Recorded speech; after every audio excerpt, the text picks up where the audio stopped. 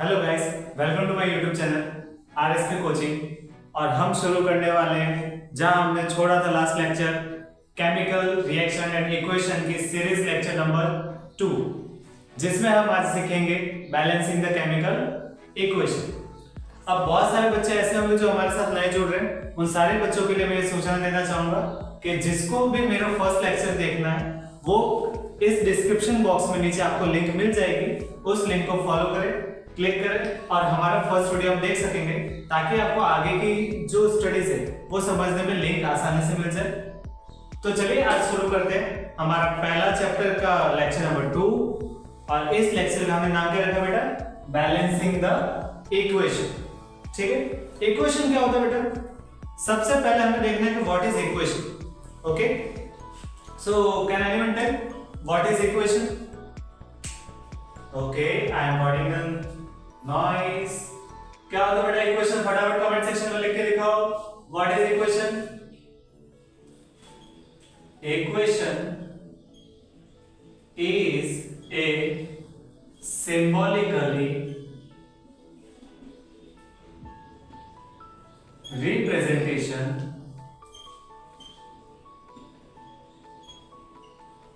of any chemical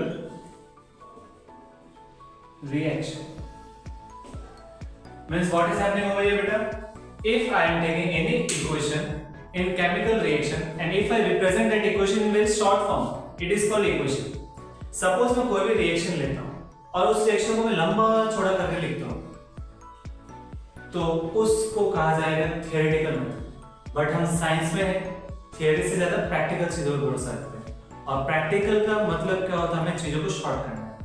जब मैं chemical equation को केमिकल रिएक्शन को जब मैं शॉर्ट करूंगा तो वो क्या बन जाता है बेटा? मेरा इक्वेशन बन जाता है।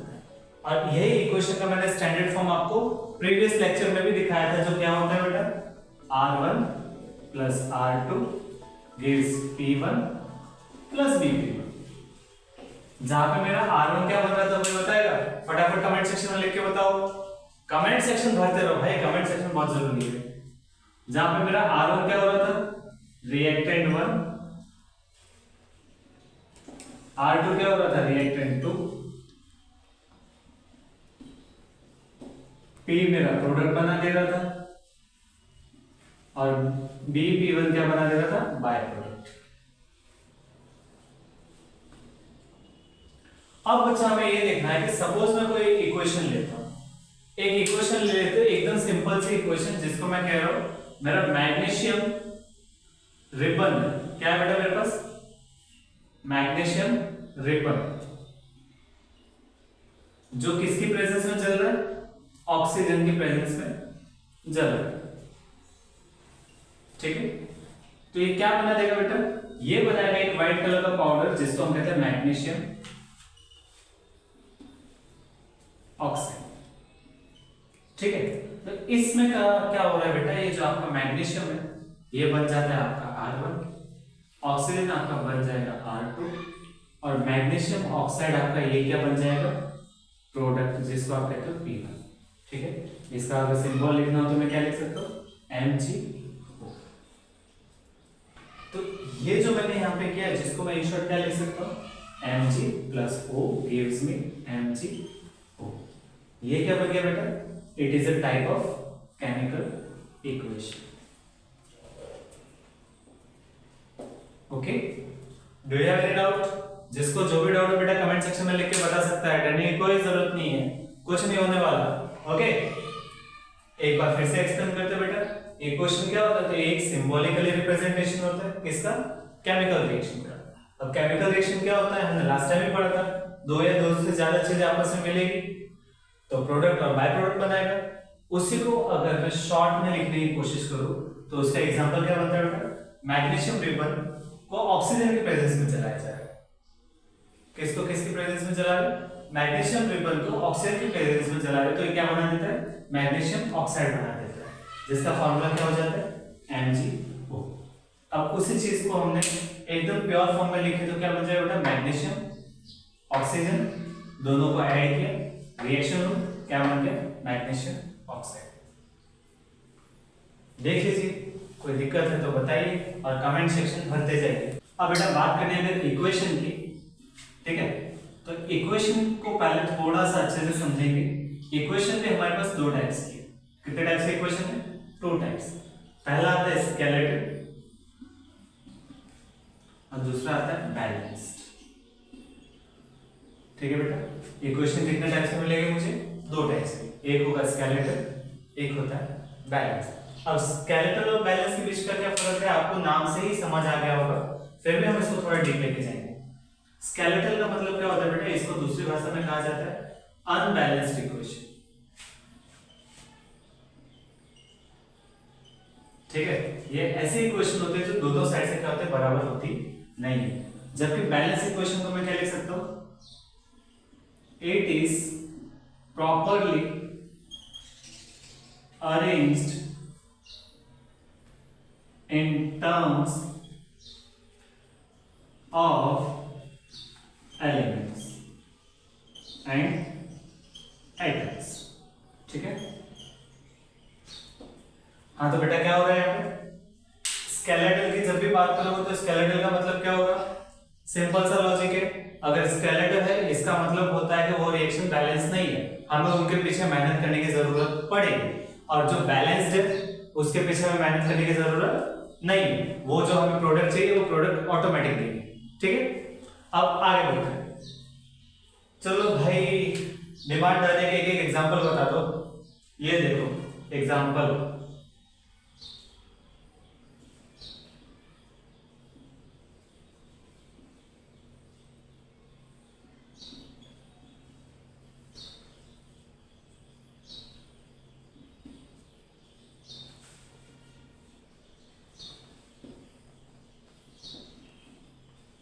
अब बेटा आप इन दोनों को बड़े ही आसानी से क्या कर सकते हो? कंपेयर कर सकते हो। ठीक है, अगर मैं इन दोनों को कंपैरिजन करता हूं तो सबसे पहले तो मुझे क्या करना पड़ेगा? यहां पे देखो 2Na लिखा है। 2Na का मतलब क्या होता है? Na plus Na। इसको मैं कह सकता हूं 2Na, और Na को हमारी भाषा में कहा जाता है सोडियम।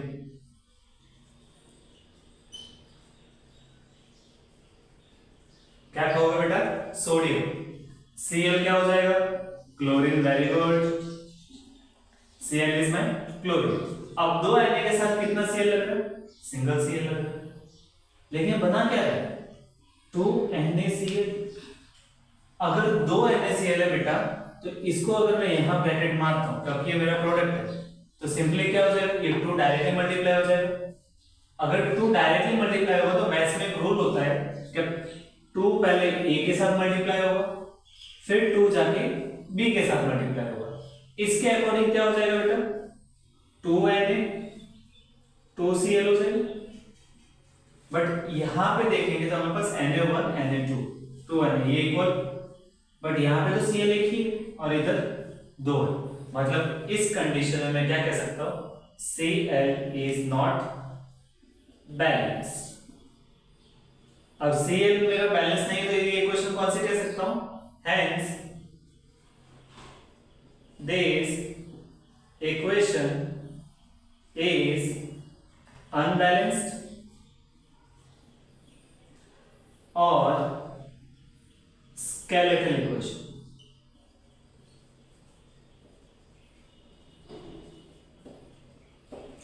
अब बात करते हैं 2Na 2Cl और 2NaCl। ठीक है, इसको किस तरीके से कर सकते हैं बेटा? 2Na मीन्स फिर से Na प्लस Na, साथ में क्या मिक्स हो जा रहा है? Cl प्लस Cl, मतलब पहला सोडियम दूसरा सोडियम, पहला क्लोरीन दूसरा क्लोरीन, 2Na आ गया 2Cl भी आ गया। अब बना क्या बेटा? NaCl बना रहा, तो क्या हो जाएगा ये? यहां पे भी मैं कह सकता हूं कि NaCl प्लस NaCl हो सकता है, और जब भी ऐसा होगा तो क्या होगा? ना ना ना ना ना ना ना, ना किसके साथ चलेगा? क्लोरीन क्लोरीन, मतलब यहाँ पे क्या हो रहा है बेटा? 2 सोडियम मतलब 2 नाना 2 कम क्लोरीन किसको जाके मिलेंगे? 2 नमक को जाके मिलेंगे। और जब भी ऐसा होगा कि दोनों साइड हमारी बराबर है, sodium sodium chlorine chlorine elements के टर्म में बराबर हो गया, 2 सोडियम यहाँ पे भी 2 सोडियम, 2 क्लोरीन यहाँ पे भी 2 क्लोरीन, मतलब एटॉमिक टर्म में भी ये क्या हो चुका है, बैलेंस हो चुका है।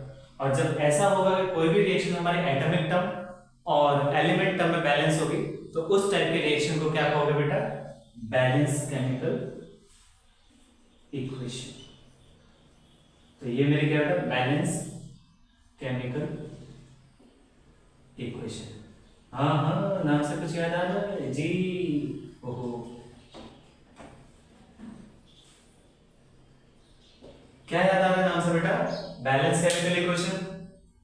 कहीं सुना सुना सा है, कहीं तो था, कहाँ था बहुत सही, ये तो हमारा टॉपिक है ना भाई साहब, पढ़ा कहाँ से कहाँ पहुंच गए बताओ, बैलेंस केमिकल इक्वेशन।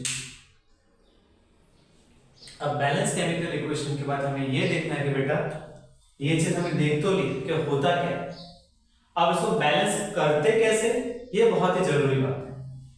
और एज यूजुअल हमारी आदत नहीं जाएगी, हम आपको गिफ्ट देते रहेंगे।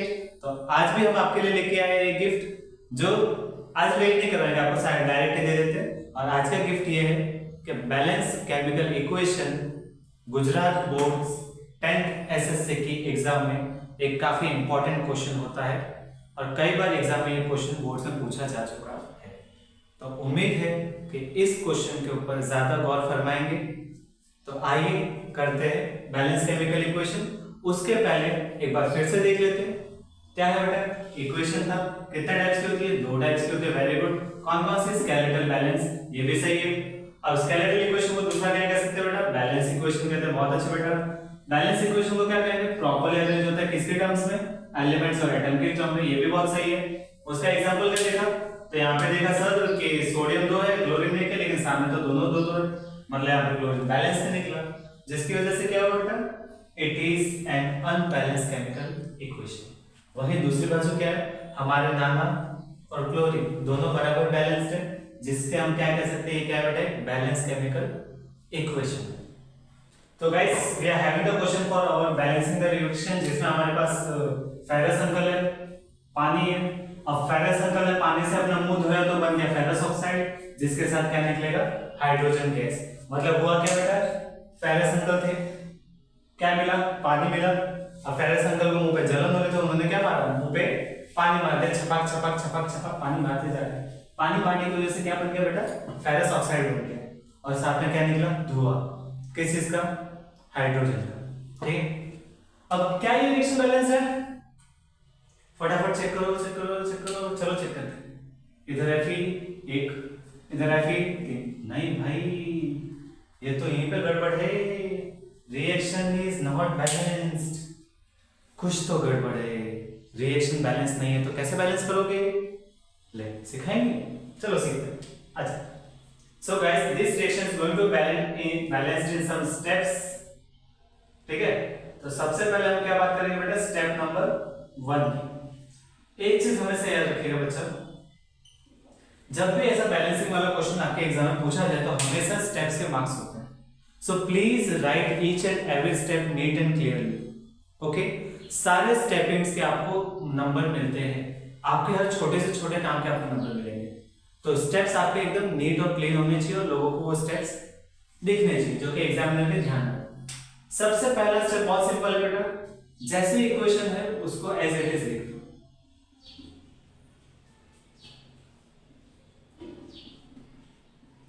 एज लाइक द क्वेश्चन, हमें बिल्कुल इक्वेशन के साथ कोई छेड़खानी नहीं की है। हमने जैसे इक्वेशन थी उसको as it is same equation copy कर दिया, खाली एक छोटा सा चेंज है। क्या किसी को पता है? वेरी गुड, हमें करना है यहाँ पे ग्रुपिज्म। और ग्रुपिज्म कैसे होगा? डब्बा बनाएंगे। क्या बनाओगे? डब्बा। डब्बा है डब्बा, अंकल का टीवी डब्बा, डब्बा है डब्बा। चलो भाई, हमने क्या कर दिया भाई? डब्बा बना दिया। और इस स्टेप के लिए थ्योरी क्या लिखनी है? ज्यादा कुछ लिखने की जरूरत है, just like grouping of the elements in equation. आपको सिर्फ इतना लिखोगे तो भी काम हो जाएगा कि हम क्या करें बेटा? हमारे जो इक्वेशन है उसके सारे एलिमेंट्स का या सब टोटल का क्या बना दिया, ग्रुप बना दिया। ये आपका स्टेप 1 खत्म हो गया। बताओ इसमें क्या था, कुछ है? इसीलिए कहता हूं भाई केमिस्ट्री बहुत इजी है, पढ़ो पढ़ो, एग्जाम्स आ रहे हैं, एग्जाम्स ऑन द वे। अब स्टेप 2 की बात कर ले बेटा। अब स्टेप 2 से आपको चीजें क्या रखनी है, you have to make the tables. आपको यहां से टेबल बनाना आना चाहिए, ठीक है? जैसे मैथ्स में आप टेबल, खुद से टेबल नहीं, इसका टेबल कैसे, ऐसे रिएक्शन लिखो, रिएक्शन क्या बेटा, Fe साथ में पानी पानी पानी, ओहो Fe3O4 प्लस H2, ठीक है? अब हमें कुछ नहीं करना बच्चे, इसी को कंटिन्यू करेंगे। बट एक चीज मैंने आपको पहले बताई थी कि जिस तरफ पूछ होती है उसको कहा जाता है LHS, जिस तरफ सर होगा उसको क्या कहोगे बेटा, RHS। अब ये क्यों कर रहे हैं, क्योंकि हमारे टेबल के लिए क्या है बेटा, बहुत ज्यादा जरूरी बा, क्या बा, जरूरी। सो ये बन गया आप लोगों का टेबल। टेबल में क्या लिखोगे, एक साइड LHS, दूसरी साइड आएगा RHS। अब होगा क्या बेटा, जितने एलिमेंट्स आपको दिए सबको नंबर वाइज लिखना है। आपके रिएक्शन में जितने भी एलिमेंट्स आ रहे हैं वो सारे elements you have to write in a sequence, और वो सीक्वेंस पूरे जब तक बैलेंस नहीं हो जाता गुम नहीं होना चाहिए। तो यहाँ पे मेरे पास क्या है, फेरस, फिर हाइड्रोजन, फिर ऑक्सीजन। ये साइड में क्या आएगा बेटा, फेरस, हाइड्रोजन, ऑक्सीजन। कुछ और दिख रहा है गाइस? किसी को कुछ और दिख रहा है तो कमेंट सेक्शन में बताएं कि सर ये 3 के अलावा चौथा एलिमेंट आ गया। एक चीज बेटा हमेशा याद रखें, जब भी आपकी कोई भी केमिकल इक्वेशन बनती है तो वो इक्वेशन, अब बेटा आपको एक चीज हमेशा याद रखनी है कि जब भी आप कोई भी केमिकल इक्वेशन बैलेंस करते हो तो उसमें लेफ्ट हैंड साइड और राइट हैंड साइड दोनों साइड कैसा होना चाहिए, एलिमेंट्स इक्वल होने चाहिए। भले ही कंपाउंड कोई दूसरा बन रहा है लेकिन एलिमेंट सारे के सारे वही होंगे। ये चीज हमें 9th स्टैंडर्ड में पढ़ेगी, ठीक है? कि जो भी एलिमेंट्स हमारे बनते हैं कंजर्वेशन ऑफ मास में की जितना भी एक साइड होगा सेम टू सेम दूसरे साइड सारे एलिमेंट्स प्रेजेंट होने चाहिए, वरना आपके रिएक्शन बैलेंस कभी नहीं हो सकती। तो उसी चीज को हमेशा ध्यान में रखना। चलो आगे बढ़े, चलो। अब यहाँ पे काउंट करो बेटा, फेरस कितना है, 1, हाइड्रोजन 2, ऑक्सीजन 1, सही, गुड। इधर फेरस कितना है, 3, ऑक्सीजन 4, वाह, हाइड्रोजन 2।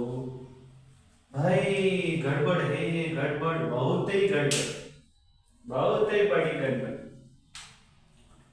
फेरस 1, फेरस 3, मतलब ये तो चलेगा नहीं, अनबैलेंस हो गया। हाइड्रोजन 2, हाइड्रोजन 2, इसको चला सकते हैं, ये चल सकता है, ये अच्छा लगेगा, एकदम शांत होगा। ऑक्सीजन 1, इधर 4 ठो, भाई बहुत बड़ी दिक्कत आ गई। हमें क्या दिक्कत, हम तो सॉल्व करना है, चलते रहो। ये था आपका सेकंड स्टेप। अब सेकंड स्टेप को अगर आपको राइटिंग में लिखना है तो आपको कुछ नहीं करना है बेटा, मैं राइटिंग सेक्शन के लिए यहाँ पे अलग से जगह बना रहा हूँ जो आपके पॉइंट को हम थियोरेटिकल में लिखने वाले हैं। Just you have to write make table and separate the elements of LHS and RHS in atomic terms, ठीक है? ये आपका राइटिंग सेक्शन हो गया। तो यहाँ पे हमारे 2 स्टेप कंप्लीट होते हैं। 2 स्टेप में फिर से आपको बता देता हूँ। पहला क्या था, क्वेश्चन लिखा है। फर्स्ट स्टेप में आपको क्वेश्चन को पूरा कॉपी पेस्ट करना है। क्या हो गया, Fe H2O Fe3O4 H2, फिर उसको क्या बनाना है, डब्बा। क्या बनाओगे, डब्बा, जिसको हम कहेंगे ग्रुपिंग, और उसी का स्टेटमेंट क्या बन जाएगा बेटा, grouping of the elements in equation. Second step में हमने क्या किया बेटा, फिर से इक्वेशन लिख के उसका टेबल बना दिया, और टेबल में क्या लिख रहा है, फेरस हाइड्रोजन ऑक्सीजन, दूसरी साइड फेरस हाइड्रोजन ऑक्सीजन। ऐसा ही सेट एरो के पीछे LHS, एरो के आगे RHS। अब उसी के अकॉर्डिंग हमने क्या कर लिया, सारे ग्रुपिंग्स यहाँ पे खत्म कर दिए। यहाँ पे आपका ग्रुपिंग लेवल कंप्लीट। अब यहां से आपकी मेन मेहनत शुरू होती है। ओके, अब बेटा ये टेबल को आप बना लो अपनी नोटबुक में। ये टेबल आपको बहुत ज्यादा काम आने वाला है पूरे सॉल्यूशन के दौरान। ये टेबल आपके लिए एक मास्टरपीस, ब्रह्मास्त्र बन के सामने आएगा। Please right it down in your notebook so you can get the available things. Oh sorry, मैं बीच में आ गया, स्क्रीनशॉट लो। क्या बात है, टेक्नोलॉजी है। ले लो स्क्रीनशॉट ले लो भाई, अबे बीच में नहीं। दो स्टेप के बाद अब बारी है हमारे तीसरे स्टेप्स की। चलते हैं तीसरे स्टेप की तरफ।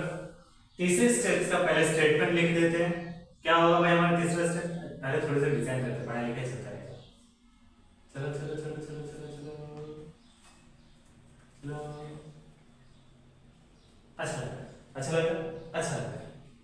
Okay, so third step is select the element having large number of atoms. Okay, क्या करना है बेटा? आपको ऐसा एलिमेंट सिलेक्ट करना है पूरे रिएक्शन में से जिसके पास सबसे ज्यादा नंबर ऑफ एटम्स प्रेजेंट हो। ऐसा कौन सा एलिमेंट है बेटा जिसके सबसे ज्यादा नंबर ऑफ प्रेजेंट है? पीछे टेबल बोला था, बनाया है? पता नहीं बनाया कि नहीं, हम यहाँ पे बना देते हैं आप लोगों के लिए। कितनी मेहनत करवाते हैं यार।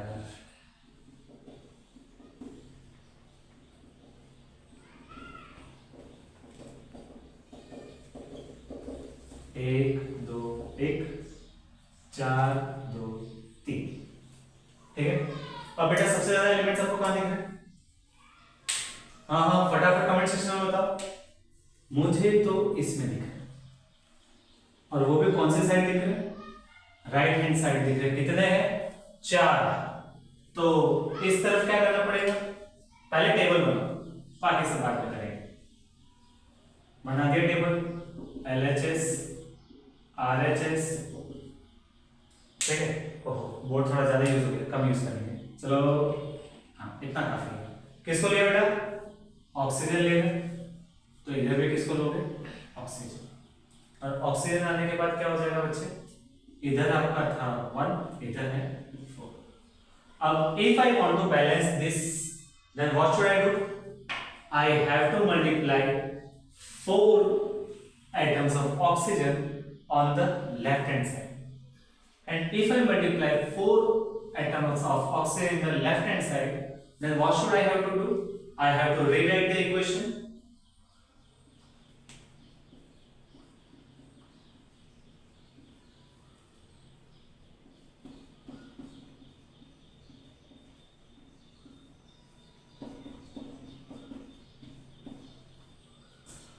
अब बेटा एक चीज देखिए, बॉक्स मैंने बनाया था, अंकल के टेबल पे डब्बा तो बोल दिया, लेकिन वो डब्बा बड़े काम का है, नहीं चलता है, थप्पड़ मारो टाइम चालू हो जाता है ना, जो आज के टीवीओ में नहीं होता। वैसे जो हमने ये डब्बा बनाया बेटा, ये क्या है? मेरे सारे कंपाउंड का प्रोटेक्शन बॉक्स। क्या कहना है इसको? Protection box.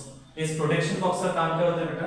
कि हम इस फॉर्मूले के साथ कोई छेड़खानी नहीं कर सकते। जो यहाँ पे H2O लिखा है, इसको हम भरे बाजार नहीं छेड़ सकते।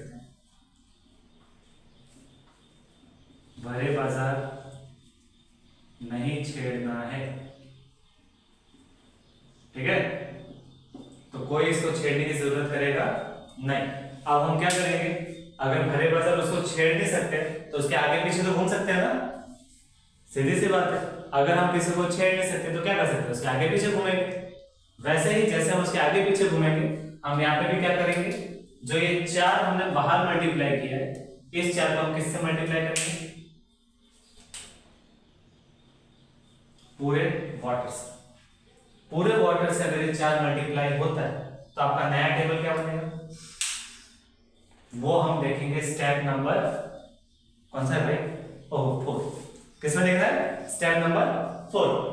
यहां पे हमारे एक target achieve, oxygen is 4 over here, oxygen is 4 over here, मतलब हमने ऑक्सीजन क्या कर लिया बेटा? बैलेंस कर लिया। मुबारक हो। अरे भाई ऑक्सीजन बैलेंस हुआ, इक्वेशन खत्म नहीं हुआ। कितनी जल्दी है बताओ? बहुत ही जल्दी है। अब बेटा इन स्टेप नंबर 4 सबसे पहले हम क्या करेंगे? टेबल बनाएंगे।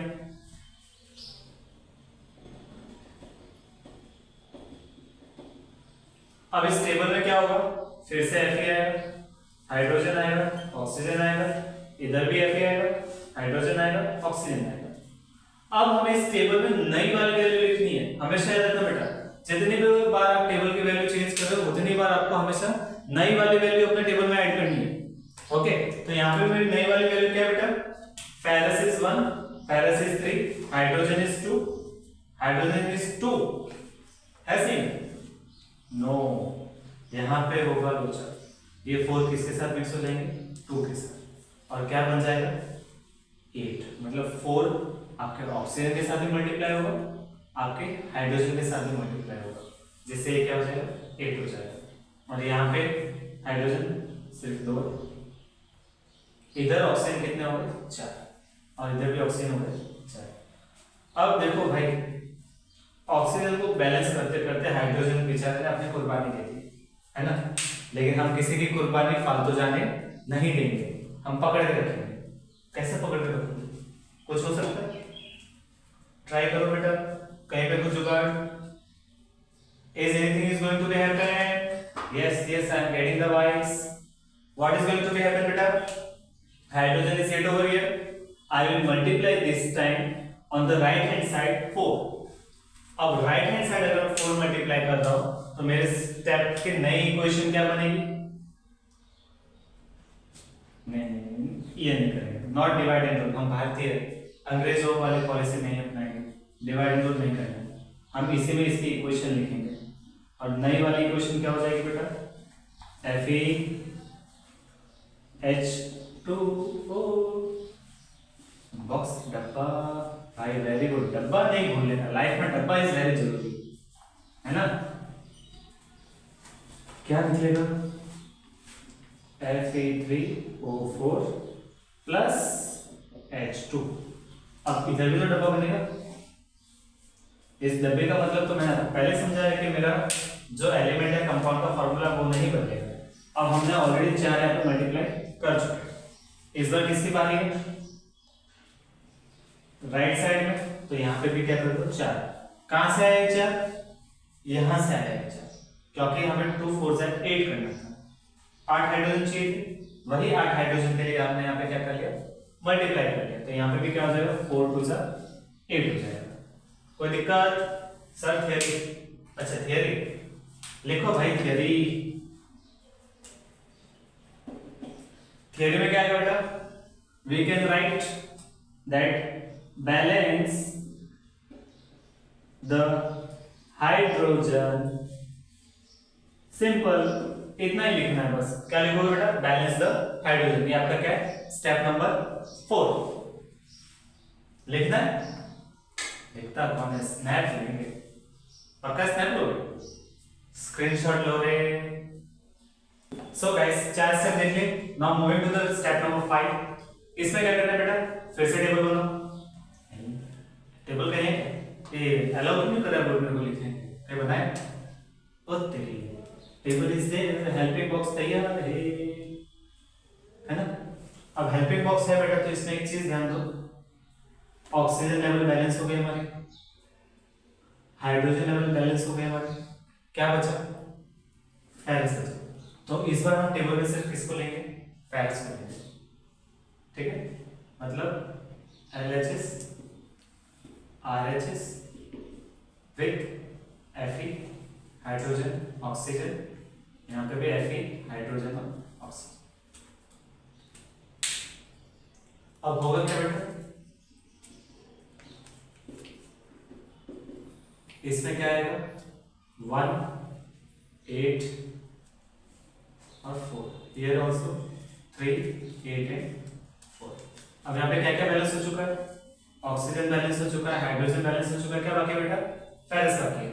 फेरस को कैसे बैलेंस करेंगे, जैसे हमने हाइड्रोजन बैलेंस किया, जैसे ऑक्सीजन बैलेंस किया, सेम स्टेप में you have to balance ferrous, मतलब क्या हो जाएगा बेटा, ये 3 हो जाएगा। ये 3 होने के बाद हमारी नई इक्वेशन क्या बना सकते हैं, Fe डब्बा H2O डब्बा Fe3O4 डब्बा प्लस H2, ये भी क्या है, डब्बा।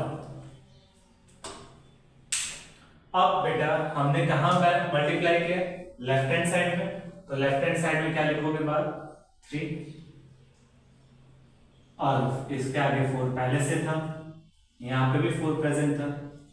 अब मजा आया, देखो देखो देखो बैलेंस हो गई क्या, पक्का चेक कर ले, आप लोग कह रहे चेक कर ही लेते हैं। 3 इंटू Fe 3 हो जाएगा, ये रहा मेरा Fe3। 4 into H2 8H2 sorry 8 hydrogen, यहाँ पे 4 इंटू H2 8 हाइड्रोजन, 4 ऑक्सीजन, मतलब मेरी रिएक्शन क्या हो चुकी है, माइनस हो चुकी है। मुबारक, आपकी रिएक्शन इज बैलेंस।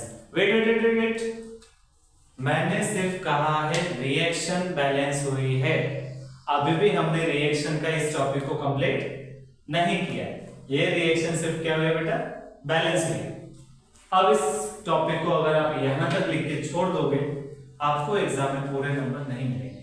एग्जामिनर आपका एक या आधा नंबर क्या कर सकता है बेटा, अभी भी काट सकता है, क्योंकि अभी भी हमें इसे कुछ स्टेप्स लिखने हैं। बाकी जैसे से क्या लिखोगे, थियरी क्या हो जाएगा, बैलेंस द Fe, किसको बैलेंस करना है बेटा, Fe के एटम्स को। अब बेटा स्टेप नंबर 6 क्या है, स्टेप नंबर 6। स्टेप नंबर 6 मुझे क्या कहता है बेटा, मेरे इक्वेशन को लिखो फिर से,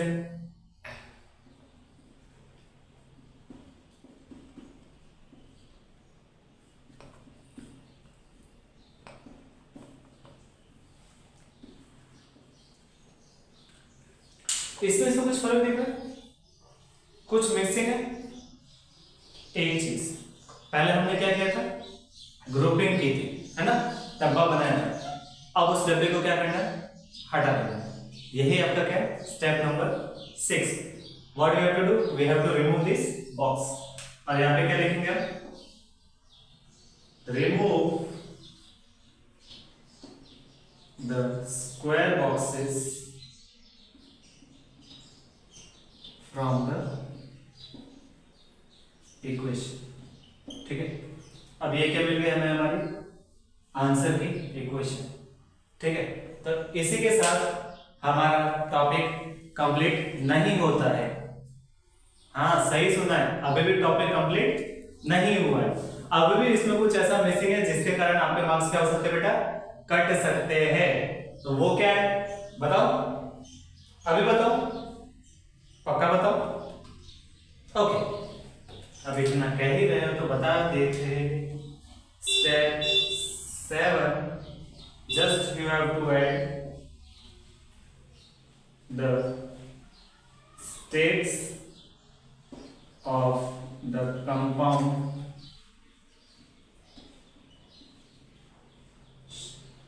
तो ऐड रहेगा क्या, चलो ऐड कर देते हैं। Add the states of the compound in the equation। ये मेरा लास्ट है, मतलब इस बार मैं जो लिखने जाऊंगा वो मेरी फाइनल रिएक्शन होगी, जो क्या होती है बेटा 3Fe। अब हमें पता है Fe क्या होता है, आयरन कहते हैं, फेरस कहते हैं, फेरिक कहते हैं। मेटल है तो ये किस में होगा बेटा, सॉलिड में होगा। अब H2O है, आप इसको गैस लिख सकते हो, आप इसको लिक्विड लिख सकते हो, आप इसको एक्वस लिख सकते हो, बट सबसे इजी यहाँ पे मैं इसको क्या लिख दूं बेटा, गैसेस फॉर्म में कन्वर्ट कर देते हैं। अब बनेगा क्या, फेरस ऑक्साइड, और ये जो होगा ये आपका होगा सॉलिड, प्लस हाइड्रोजन हमेशा हमें गैस के फॉर्म में मिलता है, तो ये क्या हो जाएगा आपका, गैस हो जाएगा। So this equation which you have brought till here, ये आपके इस क्वेश्चन की फाइनल इक्वेशन है, जो आपका क्या है बेटा, आंसर है।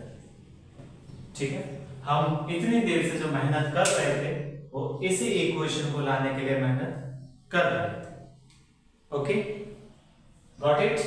सो मुबारक हो, हम हमारे फाइनल आंसर तक पहुंच गए, और उम्मीद है कि आप सभी लोगों ने भी इस इक्वेशन को समझ के सीखा होगा कि कैसे कोई भी इक्वेशन को बैलेंस किया जाता है, ठीक है। और इसके अलावा आगे और भी ऐसे बहुत सारे रिएक्शंस आपको टेक्स्ट बुक में देखने को मिलेगी जो you have to balance. So guys, ये था हमारा आज का लेक्चर नंबर 2, जिसका नाम क्या था बेटा, बैलेंसिंग द केमिकल इक्वेशन है। उम्मीद है आप सभी लोगों को बहुत पसंद आया होगा। तो इसी के साथ सपोर्ट करते रहिए और हमारे साथ पढ़ते रहिए RSP coaching #place of achievers में। Thank you and wait for our next lecture very soon.